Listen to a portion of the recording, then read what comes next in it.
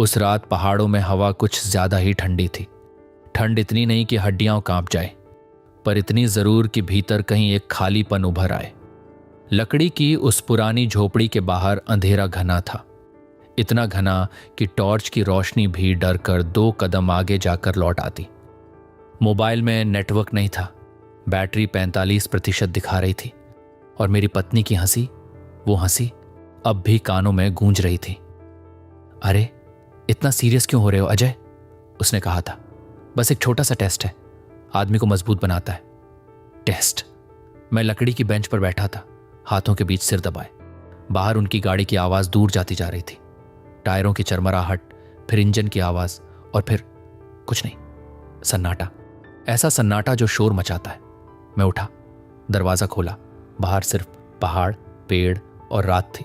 कोई घर आस पास नहीं, कोई रोशनी नहीं। 300 मील दूर उन्होंने मुझे छोड़ दिया था, एक मजाक के तौर पर। 6 महीने से वे इस पल की योजना बना रहे थे। मेरी पत्नी नीलिमा, उसके माता पिता, उसका भाई, सब। मुझे बताया गया था कि यह फैमिली बॉन्डिंग ट्रिप है। पहाड़ों में कुछ दिन, साफ हवा, पुराने झगड़ों से दूर, और फिर अचानक ये। उस समय मुझे गुस्सा नहीं आया, गुस्सा बाद में आया। पहले सिर्फ एक अजीब सी सुन्नता थी, जैसे किसी ने भीतर से आवाज ही निकाल ली हो। मैंने झोपड़ी को देखा, एक कमरा, टूटी खिड़की, कोने में पुराना लकड़ी का चूल्हा, और दीवार पर टंगा एक जंग लगा औजार।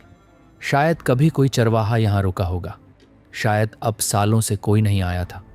मैंने बैग खोला, 2 जोड़ी कपड़े, एक जैकेट, थोड़े से बिस्कुट और मेरी शादी की अंगूठी। नीलिमा ने कहा था, तुम्हें अपने कंफर्ट जोन से बाहर निकलना चाहिए अजय। मेरे पापा भी कहते हैं तुम बहुत सॉफ्ट हो। सॉफ्ट? शायद इसलिए जब उन्होंने मुझे यहां छोड़ा, मैं चिल्लाया नहीं, गाड़ी के सामने खड़ा नहीं हुआ, बस खड़ा रहा, हाथ हिलाता रहा, जैसे कोई बच्चा जो स्टेशन पर गलत ट्रेन में बैठते माता पिता को देख रहा हो। पहली रात मैं सो नहीं पाया। लकड़ी की दीवारों के बीच हवा सीटी बजा रही थी। कभी कोई जानवर झाड़ियों में हिलता, कभी पत्तों की आवाज, हर आवाज पर दिल धड़कता। सुबह जब आंख खुली तो सूरज पहाड़ों के पीछे से झांक रहा था। रोशनी वैसी थी जैसी शहर में कभी नहीं देखी थी, नरम, ठहरी हुई। और उस रोशनी में पहली बार मुझे एहसास हुआ मैं अकेला हूं। मोबाइल में नेटवर्क अब भी नहीं था। मैंने झोपड़ी से बाहर निकलकर आसपास देखा। नीचे घाटी में एक पतली सी सड़क दिख रही थी, बहुत दूर नहीं, पर इतनी भी पास नहीं कि बिना तैयारी के उतर जाऊं। भूख लगी थी। मैंने बिस्कुट खाए, पानी पास के झरने से भर लिया। पहाड़ का पानी ठंडा था, साफ, जैसे किसी ने भीतर तक धो दिया हो। दोपहर तक मैं नीचे सड़क तक पहुंच गया। वहां एक पुराना ढाबा था, टीन की छत, लकड़ी की बेंच और चूल्हे पर चाय। ढाबे वाला राम सेवक ने मुझे ऊपर से नीचे तक देखा। कहां से आए हो? शहर से। अकेले? मैंने सिर हिलाया। उसने कुछ नहीं पूछा, बस एक कप चाय रख दी। चाय की भाप में मुझे पहली बार थोड़ी गर्मी मिली, सिर्फ शरीर में नहीं, भीतर भी। मैंने उससे पूछा कि पास में कोई काम मिल सकता है क्या? वो हंसा नहीं, वो सोच में पड़ गया। काम तो है, उसने कहा, पर टिकना पड़ेगा। टिकना। उस शाम मैं फिर उसी झोपड़ी में लौटा। अब वो उतनी डरावनी नहीं लग रही थी। मैंने लकड़ी जमा की, चूल्हा जलाया, धुआं आंखों में चुभा, पर आग जल गई। पहली बार उस रात मैंने अपनी पत्नी को कॉल किया। नेटवर्क के कोने में आकर पकड़ा, फोन उठा। नीलिमा की आवाज घबराई हुई थी। अजय, तुम ठीक तो हो? मम्मी पापा बहुत परेशान हैं। ये सब बस मजाक था, हम लेने आ रहे हैं। मैं चुप रहा। इतनी देर बाद उसे मेरी चुप्पी की आदत नहीं थी। अजय, कुछ बोलो, मैंने धीरे से कहा। मजाक तब होता है जब दोनों हंसे। फोन के उस पार सन्नाटा था। फिर उसने कहा, तुम हमेशा बात को बढ़ा देते हो। मैंने कॉल काट दी। अगले दिन से मेरी दिनचर्या बदलने लगी। सुबह पहाड़ की हवा, दोपहर ढाबे पर मदद, शाम को झोपड़ी की मरम्मत। रामसेवक ने मुझे पास के गैराज के बारे में बताया। वहां एक पुरानी मोटरसाइकिल पड़ी थी, सालों से जंग खा रही। मैंने कभी बाइक ठीक नहीं की थी, पर सीखने में कुछ दिन लगे। हाथ गंदे हुए, उंगलियां छिलनी, पर इंजन एक दिन खांसते हुए चालू हो गया। उस आवाज में कुछ था, जैसे किसी ने मुझसे कहा हो तू भी चल सकता है।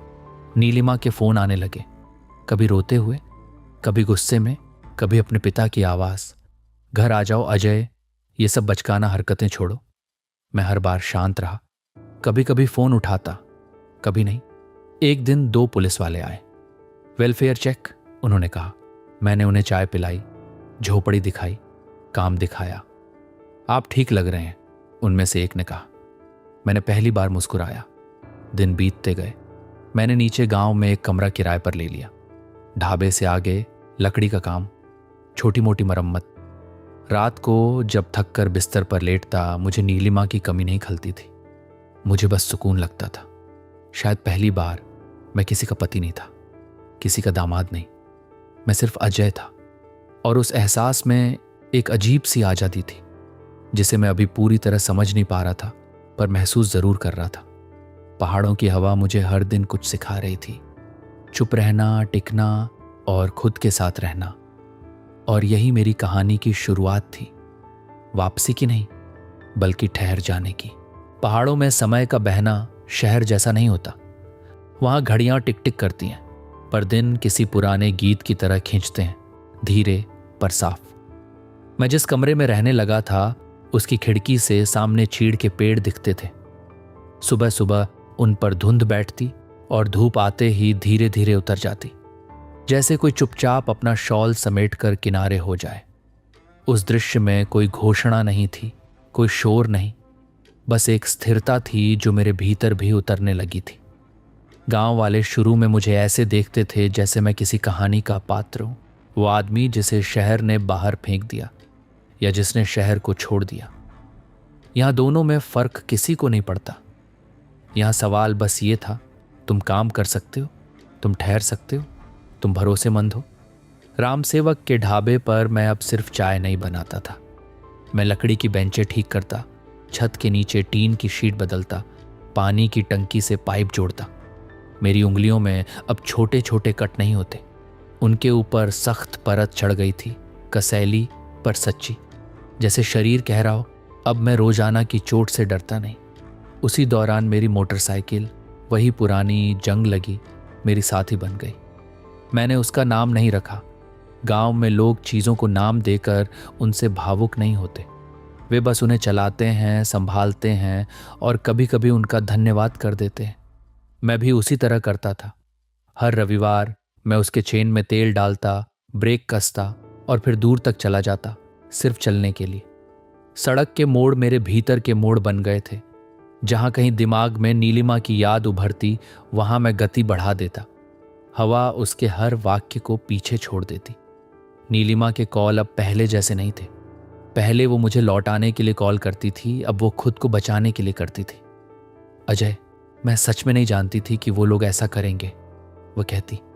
मुझे लगा था बस एक आध दिन का कैंप, थोड़ा सा तुम्हें आत्मनिर्भर बनाने की कोशिश। आत्मनिर्भर, ये शब्द उसके मुंह से निकलकर बुरा नहीं लगता था, बुरा लगता था उसका सुर, जैसे वो मुझे समझा रही हो कि मैं गलत समझ रहा हूं, जैसे मैं जो चोट महसूस कर रहा हूं वो मेरी ही कल्पना हो। मैं फोन पर चुप रहता। उस चुप्पी में मेरे मन की सारी बात होती, पर उसे सुनने का धैर्य उसमें नहीं था।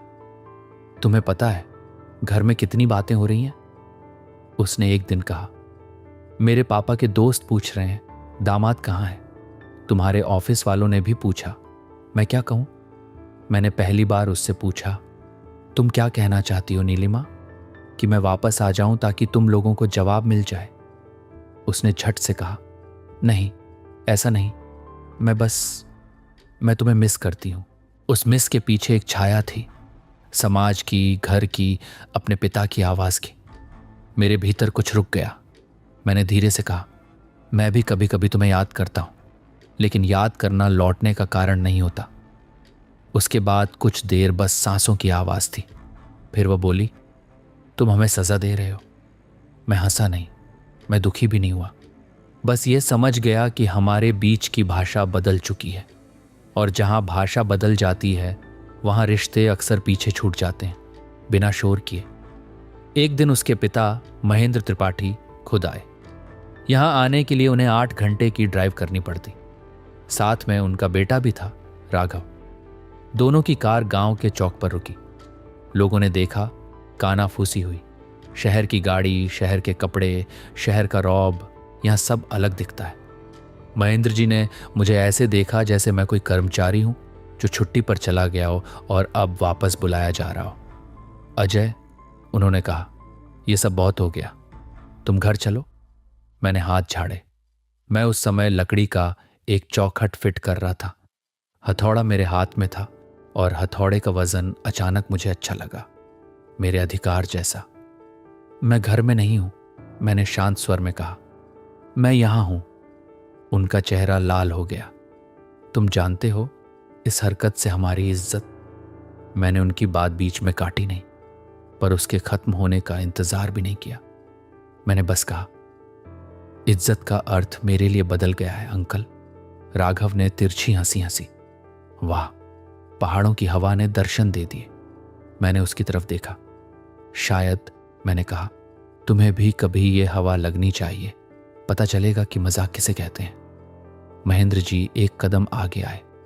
तुम्हें शर्म नहीं आती? मेरी बेटी, तुम्हारी पत्नी अकेली है, तुमने उसे छोड़ दिया। ये वाक्य मेरे भीतर कहीं एक कड़वी हंसी बनकर उभरा। मैंने धीरे से कहा, अकेला किसने छोड़ा था अंकल? मैं तो एक झोपड़ी में अकेला छोड़ा गया था, और वो भी चरित्र निर्माण के नाम पर। उनके चेहरे पर एक क्षण के लिए कुछ हिला, शायद अपराध बोध, शायद झुंझलाहट, पर वह टिक नहीं पाया। वो तो बस मजाक था, उन्होंने लगभग फुसफुसा कर कहा। तुम्हें लगा नहीं होगा कि तुम इतना बड़ा मुद्दा बना दोगे। मैंने हथौड़ा नीचे रखा। मुद्दा मैंने नहीं बनाया, मैंने कहा। मुद्दा वो रात थी, मुद्दा वो गाड़ी थी जो बिना पीछे देखे चली गई, मुद्दा वो हंसी थी। नीलिमा कार में बैठी थी। मैंने उसे देखा। उसके हाथ खिड़की के पास थे, जैसे वह कुछ कहना चाहती हो, पर उसका गला बंद हो। मैं उसके चेहरे पर थकान देख सकता था। वह दो दुनियाओं के बीच फंसी हुई थी, और शायद उसे आज भी यह यकीन नहीं था कि मैं सच में वापस नहीं जाऊंगा। महेंद्र जी ने अपनी आखिरी कोशिश की। तुम्हें क्या चाहिए? पैसा, नौकरी? मैं सब दिला दूंगा, बस चलो। मैंने पहली बार उनके सामने बहुत साफ कहा, मुझे कुछ नहीं चाहिए, बस मुझे अपनी जिंदगी चाहिए जिसमें कोई मेरा टेस्ट ना ले। वे बिना जवाब दिए लौट गए। गांव के चौक में उनकी कार की धूल देर तक उड़ती रही, फिर बैठ गई, और मुझे लगा मेरे भीतर भी कुछ बैठ गया, जैसे कोई भारी चीज जगह पर टिक गई हो। उस रात मैं देर तक जागा। नीलिमा ने कॉल किया, मैंने उठाया। तुमने उन्हें ऐसे क्यों बोल दिया? उसकी आवाज में रोष था, पर नीचे डर भी था। मैंने सच बोला, मैंने कहा। सच हमेशा बोलना जरूरी नहीं होता, वो बोली। कभी कभी रिश्ते बचाने के लिए। मैंने उसकी बात पूरी होने दी, फिर कहा, रिश्ते बचाने के लिए किसी एक को मिटना पड़े तो वो रिश्ता नहीं होता नीलिमा। उसने रोते हुए कहा। तो क्या अब हम खत्म हैं? मैंने आंखें बंद की। भीतर कुछ हिला, एक पुरानी तस्वीर, एक हंसी, एक सुबह का चाय का कप। फिर मेरे सामने वही रात आई, झोपड़ी, अंधेरा, उनकी दूर जाती कार। मैं नहीं जानता, मैंने कहा, लेकिन मैं वापस नहीं आ रहा। वो चुप रही, फिर धीमे से बोली, मैं आ जाऊं? यह सवाल मेरे लिए सबसे कठिन था, क्योंकि उसके भीतर उम्मीद भी थी और जिद भी, और मेरे भीतर एक थका हुआ प्रेम जो अब खुद को बचाना चाहता था।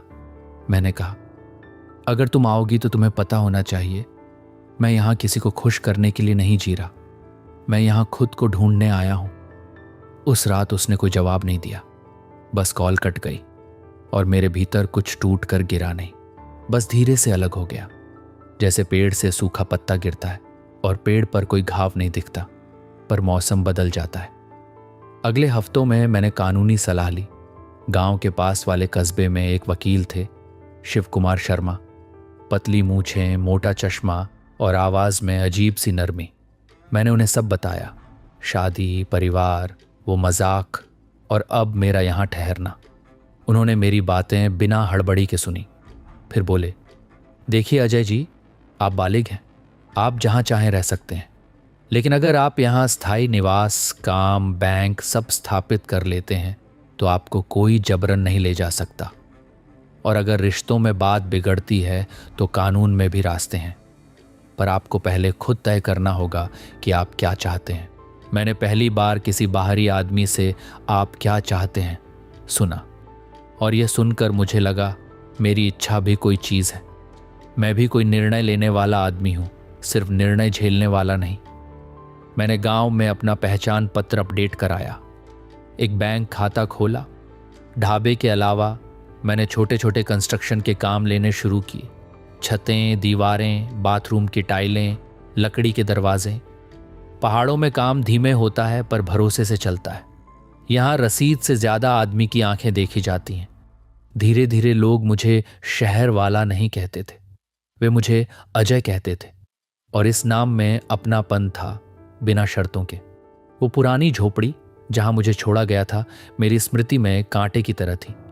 पर एक दिन जब मैं मोटरसाइकिल पर ऊपर गया तो देखा वहां के मालिक का कोई वारिस नहीं। जमीन का मामला उलझा हुआ और झोपड़ी यूं ही पड़ी है। मैंने तहसील में पूछा, कागज देखे। रास्ता लंबा था पर संभव था। किसी अजीब जिद में मैंने सोचा, जिस जगह ने मुझे तोड़ा था उसी जगह को मैं अपना बनाऊंगा। कुछ महीनों की दौड़ धूप के बाद मैं उस झोपड़ी का मालिक बन गया। कागज पर मेरा नाम लिखा था, अजय वर्मा। और उस दिन मुझे लगा मैंने अपने जीवन का सबसे बड़ा हस्ताक्षर किया है। मैंने झोपड़ी की मरम्मत शुरू की, खिड़कियां बदली, छत मजबूत की, चूल्हा ठीक किया। एक छोटी सी बुक शेल्फ बनाई जिसमें मैंने 2 किताबें रखी, एक पुरानी कविता संग्रह और एक कानूनी किताब जो शिव कुमार जी ने दी थी। मुझे नहीं पता था क्यों, पर दोनों साथ रखकर मुझे लगता था कि मेरा मन और मेरा अधिकार दोनों एक कमरे में है। नीलिमा का एक दिन अचानक आना हुआ। मैं काम पर था जब राम सेवक ने बताया, अजय तेरी घरवाली आई है। मैंने हथौड़ा रोक दिया। दिल की धड़कन अचानक तेज हुई। मैंने खुद को संभाला और नीचे आया। वह अकेली थी, साधारण सूती सलवार कमीज में, बिना मेकअप के, आंखों में थकान, हाथ में एक छोटा सा बैग। उसने मुझे देखा और कुछ क्षण बस खड़ी रही, जैसे वह तय कर रही हो कि कौन सा अजय सामने है, वही पुराना या कोई नया। मैं बस देखने आई, उसने धीमे से कहा। मैंने उसे झोपड़ी तक ले गया। रास्ते में पेड़ों से हवा गिर रही थी। वह हर कदम पर सावधानी से चल रही थी, जैसे जमीन नहीं हो। झोपड़ी में उसने चारों तरफ देखा। तुमने सब बदल दिया, उसने कहा। मैंने कहा, मैंने बस ठीक किया।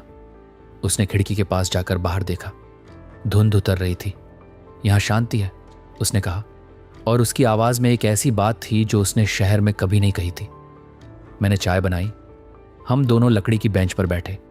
कुछ देर तक कोई बात नहीं हुई। फिर उसने कहा, मुझे नहीं पता अजय, मैं किस तरफ हूं। मैंने उसकी तरफ देखा। तुम्हें किसी तरफ होना जरूरी नहीं, मैंने कहा, बस सच के साथ रहो। उसके होंठ कांपे। सच ये है कि मैंने तुम्हें बचाया नहीं, उसने कहा। जब वो लोग गाड़ी लेकर चले गए, मैं पीछे मुड़ी थी। मैंने कहा भी था, अजय को अकेला मत छोड़ो, पर पापा ने कहा, तुम्हें अपने पति को मर्द बनाना है या हमेशा बच्चे की तरह पालना है। और मैं चुप हो गई। उसका यह स्वीकार मेरे भीतर किसी नमक की तरह गिरा, चुभा भी और साफ भी किया।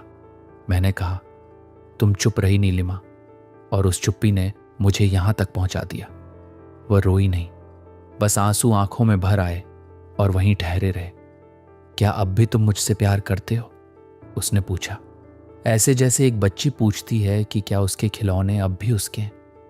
मैंने बहुत धीरे से कहा, प्यार कोई स्विच नहीं होता कि बंद कर दें, पर प्यार के साथ सम्मान भी चाहिए, और मैं अब अपने सम्मान के बिना नहीं रह सकता।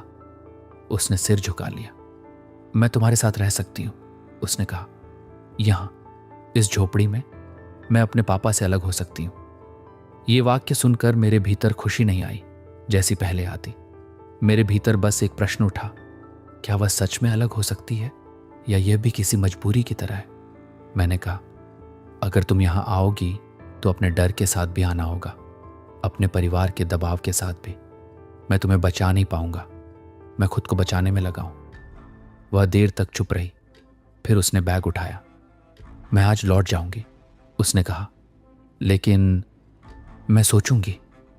मैंने उसे रोका नहीं। हम दोनों दरवाजे तक आए। बाहर हवा चल रही थी, उसने जाते जाते मेरी तरफ देखा।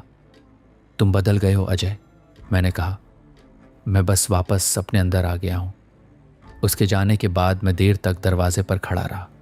पहाड़ वहीं थे, हवा वहीं थी, पर भीतर कुछ हल्का था, जैसे मैंने कोई भारी बोझ नीचे रख दिया हो, भले ही उसका नाम रिश्ता हो। समय के साथ मेरे काम बढ़ने लगे। गांव में लोग नए कमरे बनवाते, पुराने घरों की मरम्मत करवाते। मैंने 2-3 लड़कों को काम पर रखा, देवेंद्र, इमरान और छोटा सा चंचल किशोर, गुड्डू, जो हर बात पर हंसता था। हम तीनों चारों मिलकर काम करते और शाम को ढाबे पर बैठकर चाय पीते।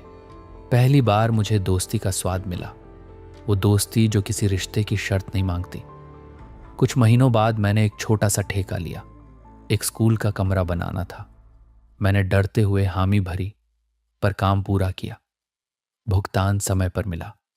उस दिन घर लौटकर मैंने अपनी झोपड़ी की दीवार पर एक कील ठोंकी और उस पर कागज टांग दिया, वर्मा कंस्ट्रक्शन। यह नाम बड़ा नहीं था, पर मेरे लिए यह पहला नाम था जो मैंने खुद चुना था। नीलिमा की तरफ से फिर कॉल आए। अब कम। उसके पिता के कॉल तो बंद हो गए थे। शायद उन्होंने मान लिया था कि उनका प्रोजेक्ट फेल हो गया। राघव ने एक बार मैसेज किया, तू जीत गया, खुश? मैंने जवाब नहीं दिया। जीत हार अब मेरे लिए वैसी नहीं थी। एक दिन डाकिया मेरे लिए एक लिफाफा लाया, नीलिमा का पत्र। पत्र पढ़ते समय मेरे हाथ कांपे नहीं, बस मन थोड़ी देर के लिए भारी हुआ। उसने लिखा था कि वह वापस शहर में है, अपने माता पिता के घर। उसने लिखा था कि उसने नौकरी छोड़ दी है। उसने लिखा था कि वह खुद भी टूट चुकी है। और उसने आखिर में लिखा था, मैं तुम्हें वापस नहीं खींचूंगी, लेकिन मैं चाहती हूं कि तुम खुश रहो। अगर कभी तुम लौटना चाहो तो दरवाजा खुला है। मैंने पत्र बंद किया। मेरे सामने खिड़की से धुंध उतर रही थी। मैंने सोचा, दरवाजे कितने अजीब होते हैं। कुछ दरवाजे घर के होते हैं, कुछ रिश्तों के, और कुछ दरवाजे हमारे भीतर। मैंने उस पत्र को बुक शेल्फ में रख दिया, कविता संग्रह के पास। फिर बाहर निकला। आज मेरे लड़कों को लकड़ी काटनी थी। एक नए घर का फाउंडेशन डालना था। काम मेरे हाथों में इंतजार कर रहा था, जैसे जीवन कह रहा हो, अब तुम मेरे साथ हो। शाम को मैं झोपड़ी के बाहर बैठा। दूर घाटी में एक एक करके घरों की रोशनी जलने लगी। छोटे छोटे पीले बिंदु, जैसे कोई आकाश धरती पर उतर आया हो। और उस रोशनी में मैंने पहली बार खुद से कहा, मैं वापस नहीं लौटूंगा, क्योंकि मैं भागा नहीं हूं। मैंने बस एक ऐसी जगह चुन ली है जहां मेरा मन सांस ले सके। जिन लोगों ने मुझे मजाक समझकर छोड़ा था, उन्हें शायद आज भी लगता होगा कि मैं एक दिन लौट आऊंगा, थका हुआ, टूटा हुआ, माफी मांगता हुआ। पर वे नहीं जानते, उस रात उन्होंने मुझे 300 मील दूर नहीं छोड़ा था। उन्होंने मुझे मेरे भीतर के आदमी के करीब भेज दिया था, और पहाड़ों ने मुझे वह आदमी लौटा दिया था जो अब किसी की स्वीकृति के लिए नहीं जीता, जो रिश्ते निभाता है पर खुद को गिरवी रखकर नहीं, जो अकेलेपन से डरता नहीं, और जिसकी शांति अब किसी के मजाक पर निर्भर नहीं करती। हवा धीरे धीरे ठंडी होने लगी। मैंने जैकेट पहनी, चूल्हे में लकड़ी डाली, आग जली और उसकी लौ ने दीवारों पर हल्का सा नाच किया। मैंने सोचा, कभी कभी जीवन हमें तोड़ने के बहाने ढूंढता है, पर टूटने के बाद ही हम समझ पाते हैं कि कुछ दरारें रोशनी आने के रास्ते भी बनाती हैं। और उसी रोशनी में मैं चुपचाप बैठा रहा, अपने नए घर में, अपनी नई जिंदगी के साथ।